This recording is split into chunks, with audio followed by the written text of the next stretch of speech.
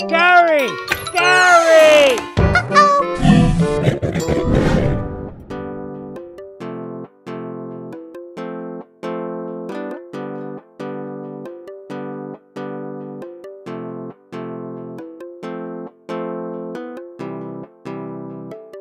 In the morning sun, where the flowers bloom, colors burst like a painter's dream come true. Roses red and violets blue, every petal whispers something new. From tiny seeds to trees so grand, every leaf and bird, it's all at hand. Hello, hello, to the show, where every flower tells a story. Watch them grow. Hello, hello, plant, in every shade and hue, for every heart and every hand, we've got something for you. Indoor greens and outdoor scenes, design your space, let your garden dreams glide. Personal touch with our garden design, free sessions to blend within your budget line. Alright. From tiny seeds to trees so grand, every leaf and bird, it's all at hand. Hello, hello, plant, welcome to the show, where every flower tells a story. Watch them grow. Hello, hello, plant, in every shade and hue, for every heart and every hand, we've got something for you. Now everybody, let's say hello, hello, hello, hello, hello, hello, hello, hello, hello, hello, plant, welcome to the show, where every flower tells a story. Watch them grow. Hello, hello, plant, in every shade and hue, for every heart and every hand, we've got something for you. Indoor greens and outdoor scenes, design your space, let your garden dreams glide. Personal touch with our garden design, free sessions to blend within your budget line. Alright. From tiny seeds to trees so grand, every leaf and bird, it's all at hand. Hello, hello, plant, welcome to the show, where every flower tells a story. Watch them grow. Hello, hello, plant, in every shade and hue, for every heart and every hand, we've got something for you. Now everybody, let's say hello, hello, hello, hello, hello, hello, hello, hello, hello, hello, plant, welcome to the show, where every flower tells a story. Watch them grow. Hello, hello, plant, in every shade and hue, for every heart and every hand, we've got something for you. Now everybody, let's say hello, hello, hello, hello, hello, hello, hello, hello, hello, hello, plant, welcome to the show, where every flower tells a story. Watch them grow.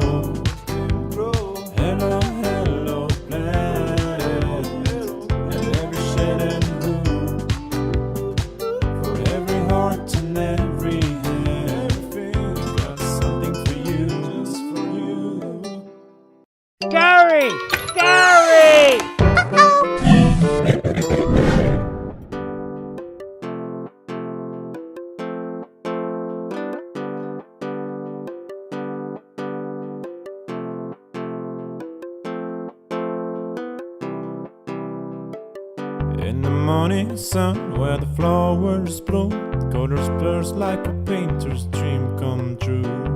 Roses red and violets blue, every petal whispers something new. From tiny seeds to trees so grand, every leaf and bird, it's all at hand. Hello, hello plant, welcome to the show, where every flower tells a story. Watch them grow. Hello, hello plant, in every shade and hue, for every heart and every hand, we've got something for you. Indoor greens and outdoor scenes, design your space, let your garden dreams glide. Personal touch with our garden design, free sessions to blend within your budget line.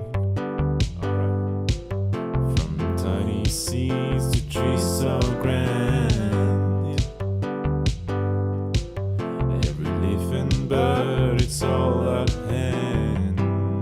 Hello, hello plant, welcome to the show, where every flower tells a story.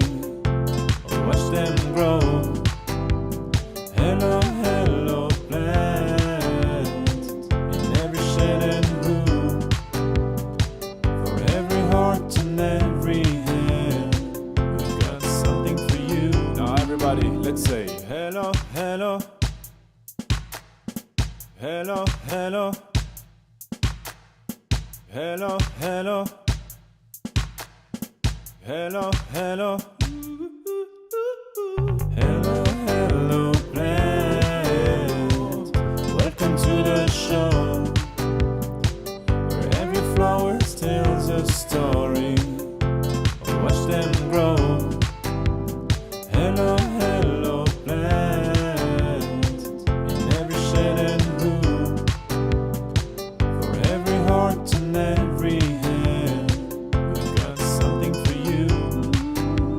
Indoor greens and outdoor scenes, design your space.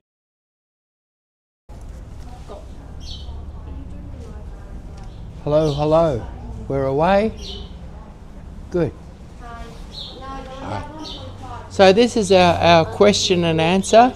So if you've got a horticultural question, what you do is you... Okay, Chris, I might jump in. And if you've got a horticultural question, we stream live on TikTok, YouTube, Instagram, and Facebook.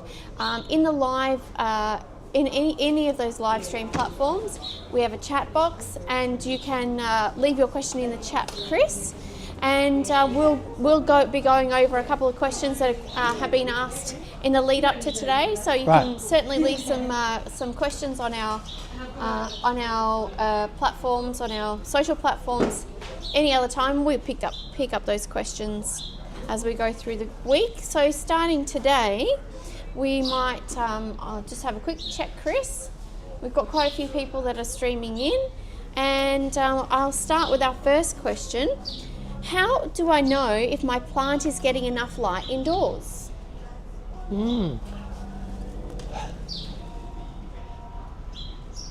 I guess it really depends on the type of plant, but basically if it's starting to sort of go a bit off colour, and it's properly watered and properly fertilised, then it could be the light situation. But what it is that a lot of indoor plants can take fairly low light, and some of them need a fair bit of light, and warmth can be another issue too. Like for say for instance your happy plant, if it's put in a cold room in winter in Melbourne, it'll go right off just from the cold. So your happy plant needs a nice bright sunny window, and it needs a nice warm room. Whereas things like your Kentia palms, they seem to take lots of cold and really don't need too much light at all. And then if you've got a really dark room, we've got a dark room in the house, and we've got a mother-in-law's tongue that's just booming in really quite dark conditions. So It's really surprising. And then I've got ficus in a window that lets quite a bit of light in, and lady palm in a window that's got plenty of light. But then your lady palm will take, So it's hard to. You've really got to look at all the factors. Is it properly watered? Is it in a warm enough room? And then does it have enough? And is it properly fertilised? So it'd be easy to say, look, if the plant's yellowing, but it could be yellowing from lack of water or lack of fertiliser. So you've really got to make sure everything else is right, and if you've got everything else right and you're a bit off colour, then it's probably the light.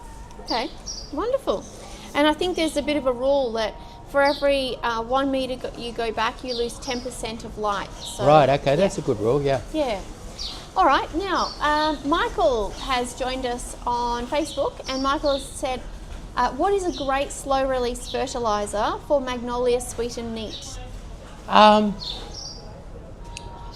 The two best on the market are Osmocote and Nutricote, and then we actually blend the two.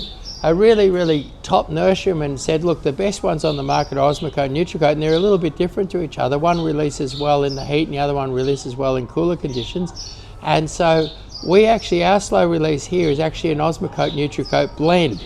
But Osmocote or Nutricote, fine, and the ultimate is an Osmocote Nutricote blend. Okay. And that's what I've been using for my production nursery, and for what we sell. We're actually blending the two to get the optimum performance.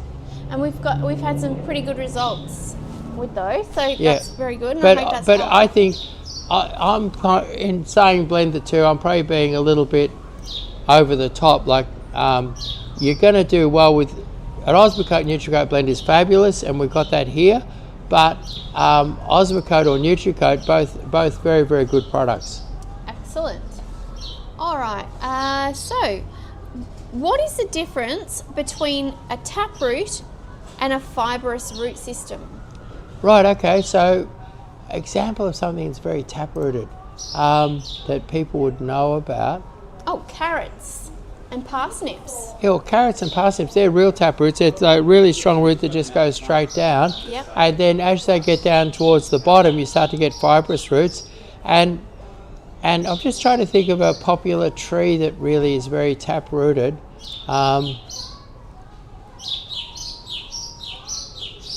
Like Gladitsia, for instance. Mm-hmm.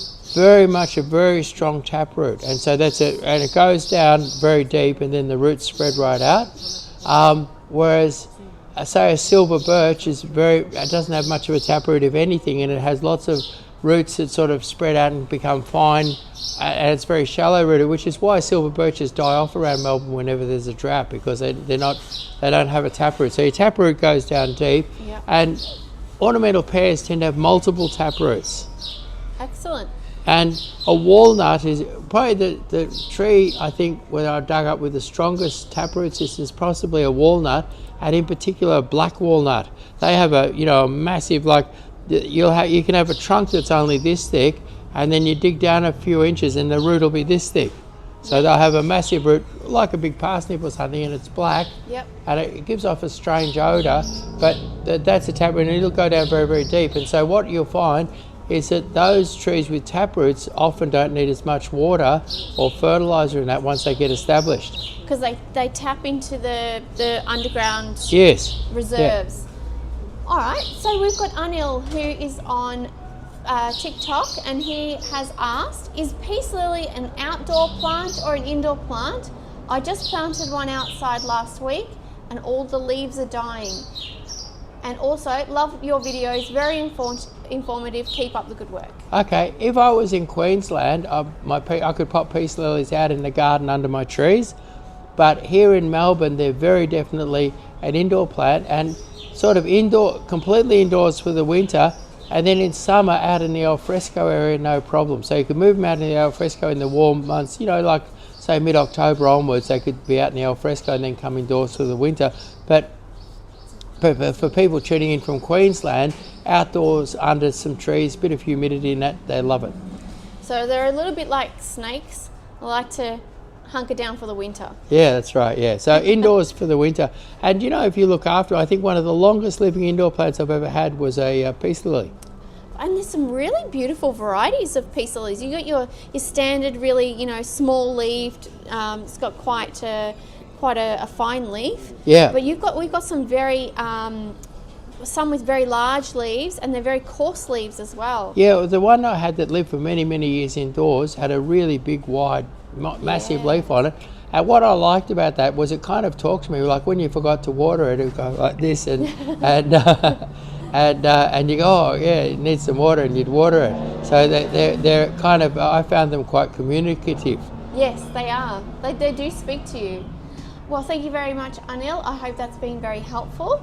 Okay, now, just moving on to the next question. So, how can I prevent soil from drying out too quickly in pots? Okay, I'll tell you a little story. I once went and stayed with an auntie in Queensland, and she said that there was something wrong with the plants in the pots. Or she had pots everywhere around the house, and it was Queensland. I'd never been there much before. It was terribly hot and sunny, and she had everything in terracotta pots, and she was complaining that they couldn't keep them wet and they dried out, and it was a real problem. And I had a look at it, had to think about it, and what I did was I went and bought a couple of packets of garbage bags, and I dropped a garbage bag into every one of her pots, put a hole in the bottom where the hole was, put the plant back into the pot, and chopped the garbage bag off so she couldn't see them, like chopped it off just around the top of the soil. And she never really knew what I did. I just said, I'll fix them all up for you. And then I'd see her years later, she said, oh, those plants, they've all done fabulous. I don't know what you did. It was really, really good. But basically what it is clay pots, they suck the water from the plants and sweat it out on the outside of the pot. They're very porous. Yeah. And so, I know I've often used the idea sense, and then another thing to do is to have saucers. So we've got some clear plastic saucers here, but saucers with water in the bottom really slow the drying out process. Yeah. And then you can use soil wetter. And then another thing is when you're going on. So if you use the combination of a saucer, and if it's a plastic pot, there's no point putting a plastic liner in it, but a terracotta pot, the plastic liner is really good. People sell sprays now, but I've always just used a garbage bag. And and then the other thing to do is, as well as a saucer, say you're going away and you've told your kids to water them, and they're not going to do it properly, I'd put my plants in a saucer of water, and then I'd put them in the shade. Yep. So a combination of a saucer of water and shade, even if they don't water them properly, they'll probably survive while you're gone. Now, I've got a little something that I could add to the discussion here. Now, I think size counts. So the smaller the pot you've got, the more you're going to have to water it, because it's a very small volume of potting mix, and it's going to dry out naturally a lot faster. So making sure you've got a pot that is absolutely the right size for your plant. Yeah, that's true. If they're drying out quickly, I'd sort of forgotten about that angle. If they're drying out quickly, a bigger pot can help them grow, and it can hold more water for longer. Absolutely. And a hot tip, and I discovered this by accident, that warm water, if you're ever trying to rehydrate your dried out pots, of course, if the pot is small enough, you can dunk it in a trough of water, leave it in there for 20-30 minutes so that it rehydrates. But if you are, if you're pouring water from the top, if you use warm water as opposed to cold water, it doesn't beat off as quickly, and it seems to soak in. And then just give it a pulse water. So come back, do a quick water of warm water to start with. Walk away for 10 minutes, come back, and then water it again. I think you can just do cold water from that point, and then give it a deeper soak. Yeah, and just another little thing that I'll add to that again is use a decent potting mix. Like, one thing that people don't realise, do you know that a nice printed coloured bag costs about $2? And then to put it into a shop costs another couple of bucks to truck it in and everything like that, and to fill it costs a couple of dollars. So if you see a bag of potting mix for say $7 or $8, it's likely that they filled it for 50 cents. Now, because they're trying to make a profit as well. Now, if you fill a bag of potting mix for 50 cents, you can only use rubbish. Yeah. and rubbish doesn't do a great job. You know, they'll use sawdust, coal dust, a bit of deep mine sand, and put that together, and they fill the bag for 50 cents. And so, whereas if you buy a $15 or $16 bag, it's likely that there's $4 or $5 worth of ingredients in it. Yes, yeah. And that $4 or $5 worth of ingredients is going to perform a lot better. People don't realise as you go down in price, the money left over to fill the bag becomes much smaller, and so then you end up with your 50 cents worth of sawdust and stuff in the bag, which doesn't really hold the water. Yes, yeah. That's right. All right. So I'm just heading to Instagram. What's the best potting mix for Australian natives? Sorry, and that's Cliff09. Yeah, I think your Debco native potting mix is very, very good, because the company that manufactures that has a proper soil scientist on board, and they're not just filling up bags with rubbish. Like they're doing a really good job. And I think what's different about Australian native potting mixes is that it has a different recipe that means that there's lower phosphorus. Yes, that's right, because Australia as a whole is lacking in phosphorus, and so a lot of Australian natives like a low phosphorus to grow really, really well. And what you can do is you can buy your native, Debco is probably the best one on the market. You buy your native potting mix, and then you can buy Osmocote native fertiliser. So then you've got the whole combo going correctly. Sounds good. All right. Now, what's the benefit of companion planting in the garden? Well, what it is that certain plants repel certain things, certain plants attract certain things. So, and in the olden days when people were farming, they would use these different companion plants to get certain effects rather than use chemicals. And so with companion planting, you can reduce your number of insect pests, and you can attract bees and attract desirable things into the garden. So it's when you think about it, if you were to go into the bush or into nature somewhere, that's just a big, massive companion planting, isn't it? Yeah, that's right. And there's a low requirement for chemicals and interference in a bush setting. So I think if we think about the vegetable garden or an orchard, we're thinking about high production. That's the name of the game in terms of a vegetable garden or an orchard. And so for high production you need high pollination, and that's where those beneficial companion plants that are really floriferous, that attract a lot of pollinators, that they'll increase the pollination overall in your garden. Yeah, that's right. Yeah. So the hope, but also you can get rid of undesirable bugs too. Correct. Yeah. So yep. Now, we've got Prairie Girl Down Under, who's joined us on Instagram. Is it okay to have a Canadian maple tree on a 687 metre block? And Prairie Girl Down Under says that is a Canadian girl. Okay. What I've noticed, like when I've been in America, they're very popular on a small block, but what they do is that they coppice them each year. And they cut them back quite hard, and you get all this fresh new growth. The way Australians do their plane trees, and they get all this fresh new growth, and then on that lush new growth you get fabulous autumn colour. So the answer, if you just let it go, maybe not, because it'll get too big. But if you were to coppice it and get a nice straight trunk, coppice it, and then you can have this beautiful round ball of green and lushness and coolness in summer that turns brilliant red in the autumn. And if you look up coppicing on the internet, you'll get instructions on how to coppice. So that's COPICE, coppice. Yeah. Wonderful. And I think just as a side note, because funny enough, like I answer the phone a lot here at Hello, and I've had quite a few people call in my time asking if they can get maple syrup from a Canadian maple. And the answer to the question is you probably can in the right climate. Also, you'll need to wait about 40 years so you can start tap your first lot. But there's quite a few, Canada's full of maples, But the one that that they get that from is the sugar maple.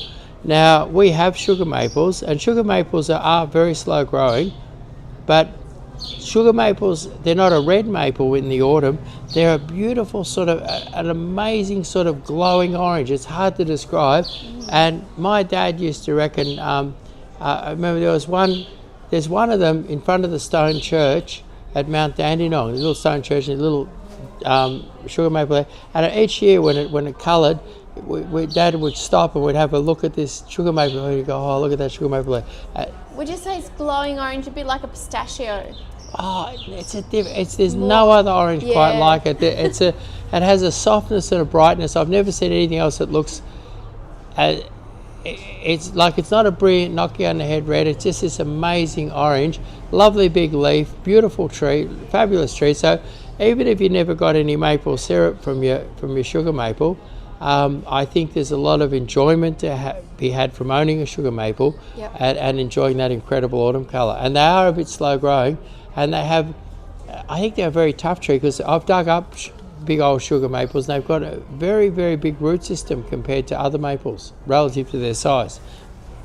All right, so now Katie Millie-Rickard has joined us on Instagram and has asked, and I think this is interesting because you and we designed an aviary recently, and Katie is just asking, best plants for a chicken coop to add greenery. Right, okay. Yeah, the very best and in full sun. Yeah, in Europe, a sort of a multi-hundred-year-old idea is the elderberry. Now, the elderberry is, some people call it nature's medicine chest. You know, you can use the flowers, you can use the berries, you can use the foliage, for all different things, but it's supposed to be very, very good for poultry. So, and elderberries grow very, very prolifically.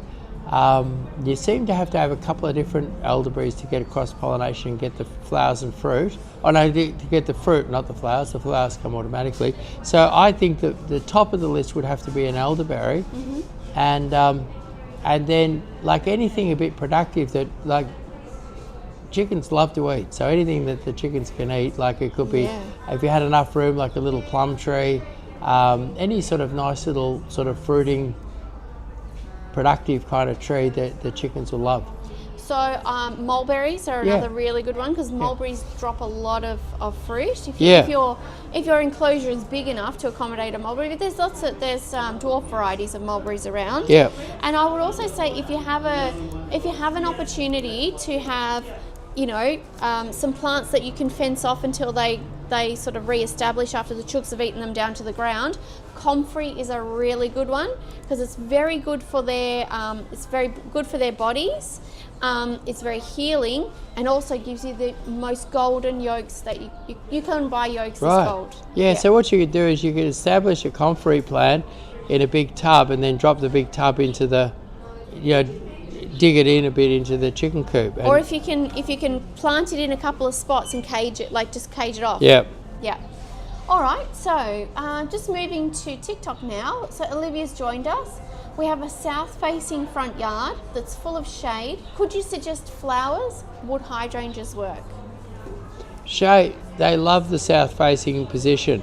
So and there's lots of, and we're stocking up on hydrangeas at the moment, and you've got different families. You've got the paniculata hydrangea, and your paniculata has that sort of long cascading flower, and a beautiful one of those is your Sunday Phrase, is beautiful. Then you've got your macrophylla hydrangeas, which we have on special at the moment. We've got them in blue, white and pink, beautiful big ones and quite reasonable. And then you've got your oak leaf hydrangeas, which have the really interesting leaves and the long sort of cascading white flowers. Yep, beautiful. So I hope that's helpful. What are other flowers? Mona lavender for shade?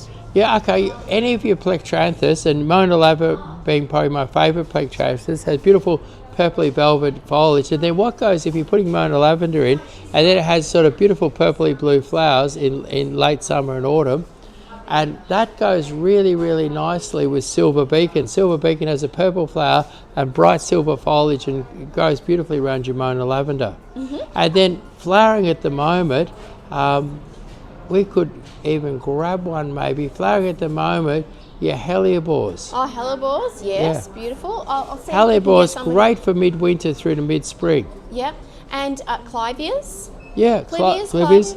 And we've got yellow and orange clivias. Yeah. Beautiful. Yeah, I can see. I can actually see from where we're sitting the hellebores and. I might just grab a couple of Yeah, go on. You go and grab it, Chris. Yeah. I'm going to check out the cute dog that's just walked in. We've got a lovely little, maybe Groodle, I would say, black with a little white chest. Gorgeous. We get so many great friends here at Hello Hello Plants. It's an absolute treat. Olivia, thank you so very much, and we look forward to seeing you when you do pop in. The other thing, Olivia, I would say is Lamium Silver Beacon. Any of the Lamiums would be really good in the shade, producing flowers.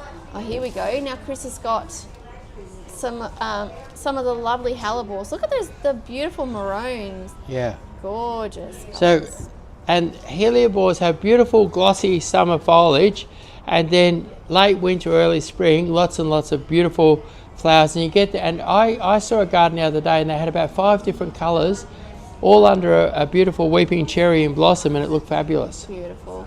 Yeah, I was actually just commenting to Christine on the way home yesterday that, I mean, the cultivars of hellebores that we're seeing in the nursery I would say the last 2 years have just been outstanding. Yeah, what it is people have bred special colours, and where they used to grow them all from seed, they're now growing them from tissue culture, and they're beautiful, healthy plants, and they're bigger, but a bit more expensive than what they used to be when they were seedlings, but amazing colours and beautiful, healthy, strong growing plants. The tissue culture really works for them. And that one with the purple petals, I mean, it's got such long stems on it. The flowers sit really high above the plant, so absolutely beautiful. All right, well, Olivia said thank you so very much. We'll pay a visit soon. Great, thanks. Look forward to meeting her. All right, so we might move on. And really good question here. How can I recognise when a plant needs pruning?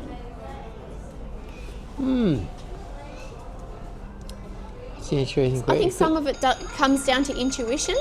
Yeah, I think so too. Yeah. And what I think most about pruning is that a lot of times what happens is people let things go way too long. I mean, I've done that. Like, I've let lavenders get absolutely massive, and then I've hacked them back hard and they've died. Yeah. And I think one of the tricks to pruning is to take off little bits more often. Yes. Yeah. So. And I think that in the horticulture trade, our general rule of thumb is no more than 1/3 of the plant, the entire plant, at one time. Yeah. That's when you put the plant into stress. But I'm a great believer in what I call finger nipping, which is just nipping the tips off and controlling the shape of it and getting it growing in the right direction rather than waiting and chopping it hard. Yeah.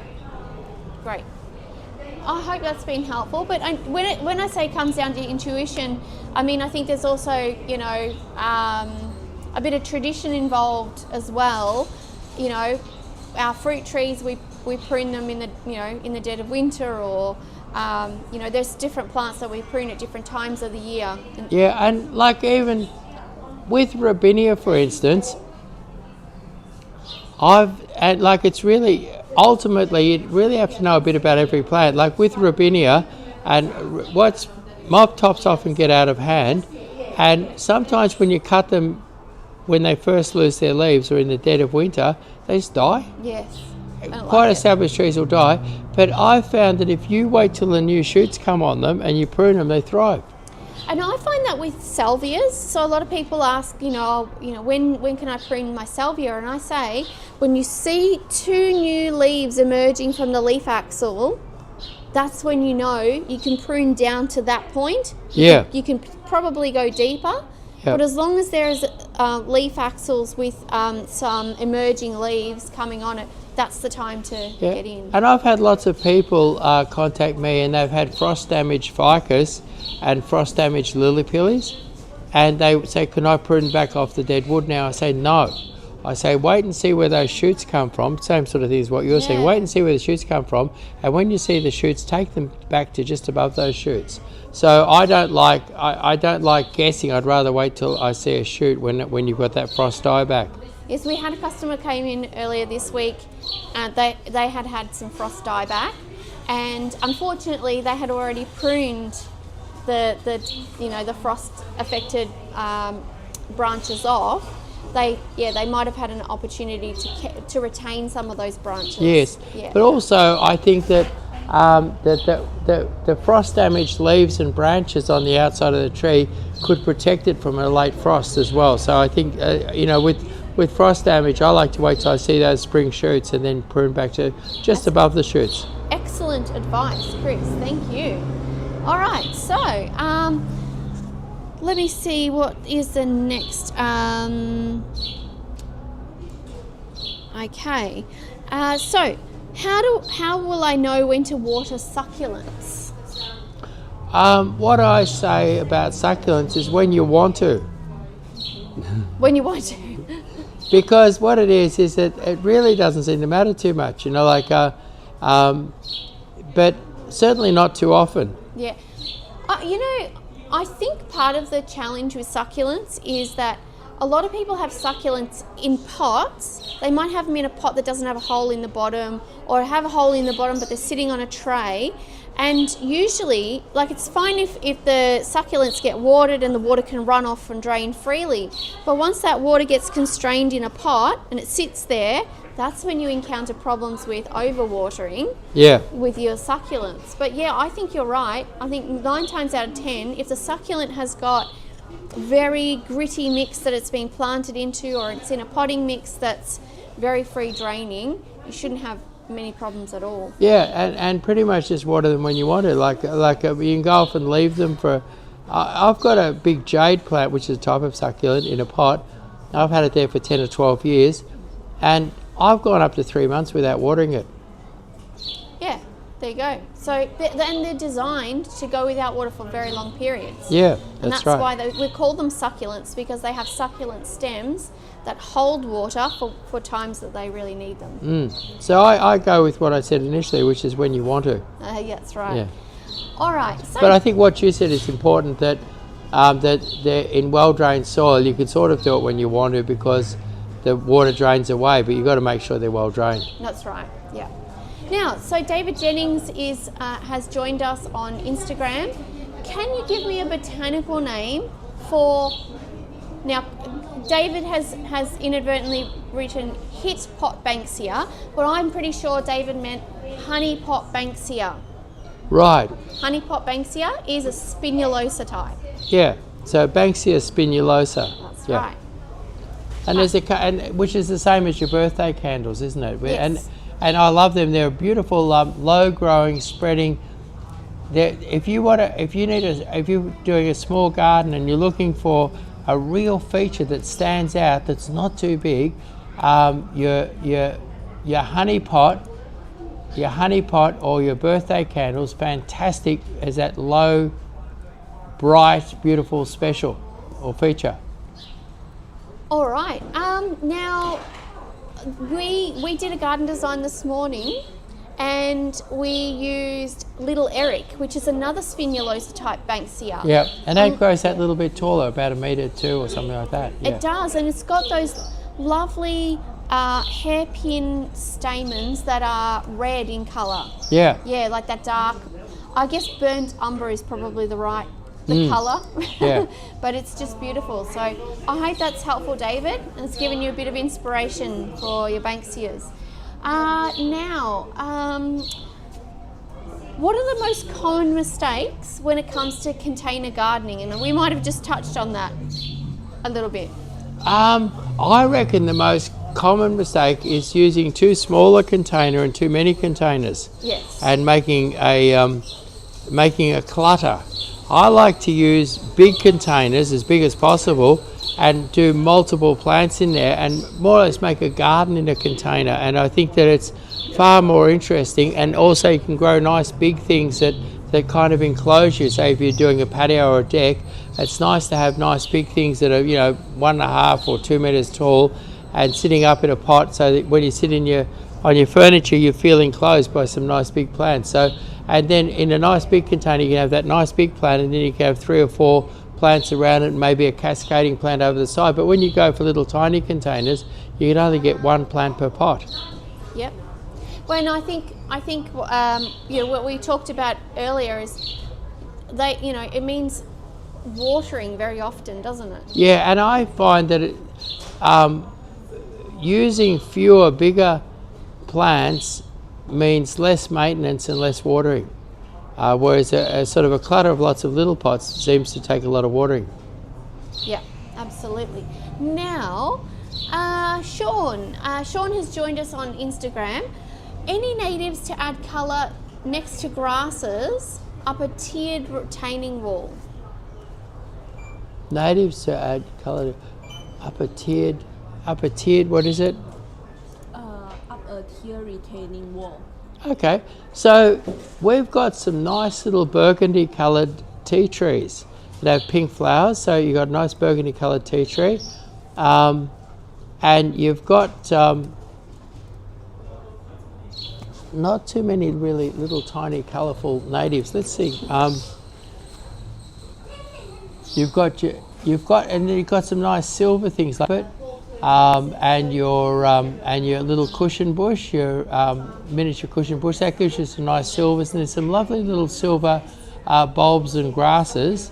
But what we really lack is, and in the burgundy, I can really only think of your burgundy tea tree. And I guess I just did a garden design just before, and we used the Winter Wonder grevillea and the sun-kissed grevillea, and the Winter Wonder is a beautiful sort of rusty pink that looks fabulous, and it's a little ground covering grevillea, and then the sun-kissed is a beautiful rich orangey, or a real gold, so a genuine gold, and a lovely fine spreading low ground cover. And then the other thing I guess you could use is like your scabola, which is like, there's one called purple, is it purple? Mauve clusters. Mauve clusters, I was going to say purple mauve, but mauve cluster. So anyway, so your mauve cluster flowers for most of the year with lovely little mauve flowers, and will cascade over an edge and form a lovely little dome above. So that'd be all things that would work well for you for that situation in natives. Excellent. Now, Alicia has joined us on TikTok. Alicia asks, how often should I repot my plants? Is it true that they shouldn't be repotted too often? It depends whether it's a really fast-moving plant, like a really fast-growing plant. Like, I was just trying to think of an example of something that's super fast. Look, some things can stay for years in the right pot if it's a slow-growing plant. But if it's say, what would be a good example of a fast-growing, something that really fills a plant quickly? Like lavender, for instance. Lavender grows very, very quickly, and so in the production side of the nursery, we often pot them up quite, not that, 3 inch to 6 inch, 6 inch to 8 inch, 8 inch to 10 inch, 12 inch, and that can all be quite quickly, and that'll be fine. Whereas a slower growing plant, like say a Glauca pencil pine, you wouldn't pot it more than once or twice a year in plant production. And then I've kept certain conifers and things like that in the same pot for many, many years, but pulled them out, given them a good trim and a bit of a root trim, and then put them back and repotted them. So some plants so slow growing plants, it could be 1, 2, 3 years between repotting, and fast growing plants like lavenders and things like that, your fast growing perennials, it could be a couple of times a year. Yeah, and in the nursery tray, that's what we're doing from the start of the life of these plants. When they come from plugs or cuttings, we're potting them into slightly bigger pots each time, don't we? Until they get to the nursery. That's right. Plugs are a kind of a mini pot that they propagate plants in, and then that'll often go from a plug to a 3 inch, and then fill up the 3 inch, and then it'll go to a 6 inch or a 7 inch pot. All right, so we have somebody's joined us on Instagram and has asked, they're inquiring about an evergreen bush which has purple or blue interest in the winter. Mexican sage. Mexican sage, yes. French lavender. Yeah. So French lavender and Mexican sage, beautiful winter flowers. Can't think of much else for purple in the winter. Oh, actually, echium. Echiums, yes. Echiums come in at the end of winter and into spring. So we did a little video about echium the other day. So echium, French lavender and Mexican sage, fabulous blues and purples, and echium right at the end of winter. Now here's a question for you, Chris, because I haven't really thought about this plant for quite a long time, although I see it around. It's a bit of an old-fashioned one, but what about polygala? Actually, purple, the right polygalas will flower. There's little baby flowers 365 days a year, and also I was actually just thinking rosemaries. Like you got your blue lagoon, yes. which is a rich blue, and then you've got your pale blues and just your common rosemaries, and you've got your Tuscan rosemary. So, and rosemaries are really, really hardy. And what I love about rosemaries, they start flowering early winter and they flower right till mid-spring. So very, very long flowering for most rosemaries. Yeah, excellent. All right, so now let me just check in the chat because we've got quite a few. All right, Pete has joined us on Instagram. How should he treat an emerald green hebe? With love and respect always. Yeah. And some Osmocote every 6 months. Yeah, I think they're a little fussy about their soil. So I think the most important thing with the emerald green is when you plant it, dig a nice big hole, mix lots of potting mix in it, and plant them up high in the hole, and then don't drown them under a heap of mulch. You know, like keep them high, keep it sort of open and airy, and a bit of Osmocote and a regular water in the summer, and you should be right. But I think the planting and getting them in a nice deep hole, lots of potting mix mixed in, and then plant it up high in that hole so there's lots of loose soil underneath them, and regular Osmocote, regular watering in the summer, and they should do beautifully for you. Beautiful. Pete, I hope that's been helpful. Now, heading back to TikTok now. So Olivia says, me again, how can I tell if my weeping cherry trees are falling snow or Subhertella alba?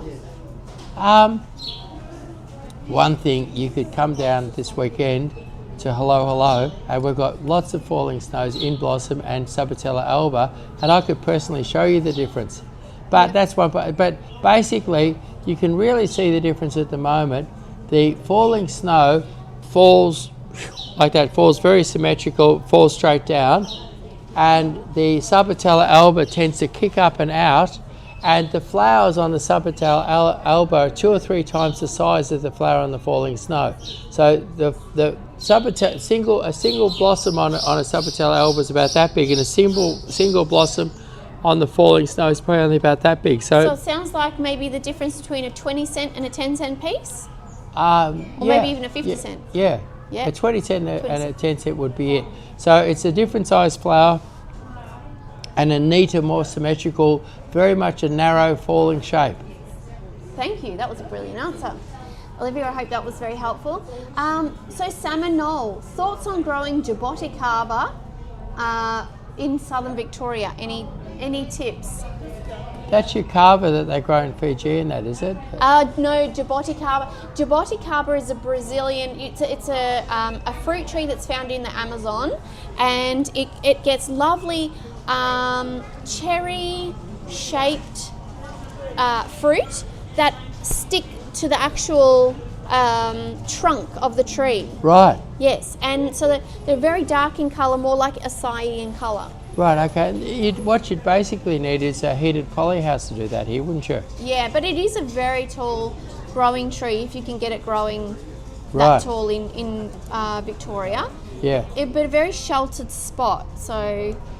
It would want good, humid summer heat though, wouldn't it? Oh, it definitely would, yes. I think it sounds like a polyhouse job to me.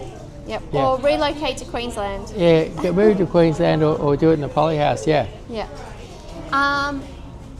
Ralph has joined us. Times are tough, even in the desert. Flora market is cactus. Oh, that's just a comment. Sorry, Ralph. I thought there was a question there. Okay, Jane. I've got a Hardenbergia and star jasmine in pots on the balcony. Should I be fertilising frequently? Osmocote every 6 months would be fine. good dose of Osmocote every 6 months will be fine. All right, beautiful. Now, Olivia's just chiming back in to say, thank you. I think mine is a Subhertella alba, and she'll bring some photos for reference when she comes down. Are we open on Friday? Absolutely. Yep, definitely. We are open every day except Christmas Day. That's right. And we are open from 8 a.m. until 5:30 p.m. That's right. Yeah, and you're welcome, and you're welcome to bring your dogs too. Right. Okay, so I think that's probably about it. We've hit time today, Chris, but thanks to everybody very much for tuning in and chiming in with their questions. We love the questions, so keep them rolling in. And lots of good questions today, like really Yeah. good, interesting questions, ones that I've enjoyed answering. So thank you very much. And now, Chris, very quickly before we go, this is not the only live stream we do in the week. We have a live Growers Direct flash sale every Friday. Except for this Friday, which will be Friday. Thursday lunchtime. So Thursday lunchtime, Grower Direct flash sale. Okay, wonderful.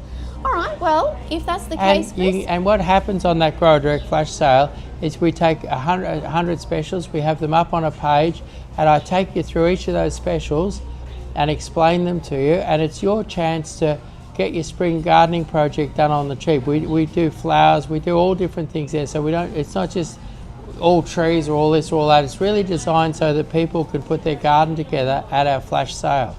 So we've really aimed at getting your garden together on the flash sale, and we explain all the specials to you, what they're good for, and you can put your garden together. And there's and this will be one of the last weeks where when you spend over $300 at the flash sale, you can get a free weeping cherry valued at $100. And we're getting right towards the end of the bare root, and there's some great bare rooter bargains, and there's some sizzling bargains this week. So great bargains, great chance to get your spring gardening project done at an economical price. And these specials are direct from the grower. yeah, and we've seen some amazing things come through that. I mean, even stuff that we would be surprised to get our hands on ourselves. Yeah. You would be surprised some of the things you found Yeah. in your travels. Yeah, that's right. Yeah. And the marketing team has done an amazing job at putting together brilliant presentations that play in the background, so everyone can see what those plants look like when they're in their prime. Yeah, I'll explain them. On the screen you'll be able to actually see them, and it really is, there's no other presentation quite like it in our industry. And even if you're shopping this week, because a lot of people are shopping this week because of the school holidays, if you're shopping this week, last Friday's Grow Direct flash sale is on YouTube, and you can go to it on our website and see the page with 100 specials from last week. So there's a Grower Direct flash sale up now, and a new one Thursday 12 o'clock. Excellent. So we hope to see everybody this Thursday at 12 p.m. Yeah. Thank you. Alrighty, everyone. Thanks. Bye. Bye.